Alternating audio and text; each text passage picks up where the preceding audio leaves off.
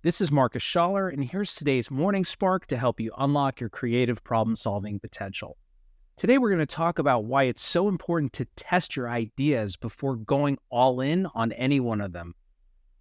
Reframing is just a starting point for solving complex problems, not an end in itself. To maximize the chances of coming up with a breakthrough solution, you need to test your ideas in the real world.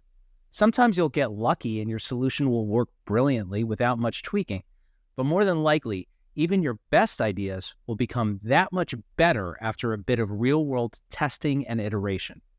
If you go all in on your solution based only on a gut feeling, you'll be more likely to succumb to the sunk cost fallacy, getting so invested in your idea that you're unwilling to let it go if it's not working and wasting a lot of time and money on ineffective solutions.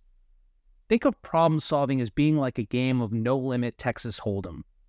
Most of your starting cards will be either meh or complete junk. But if you hang in the game long enough, you'll eventually draw killer opening hands like pair of aces or ace-king. Yet even though your odds of winning that hand are pretty high, you still have 5 community cards coming, any one of which could either lock in a winning hand or turn your pair of aces into an easy fold. The last thing you'd want to do is push in all your chips right away.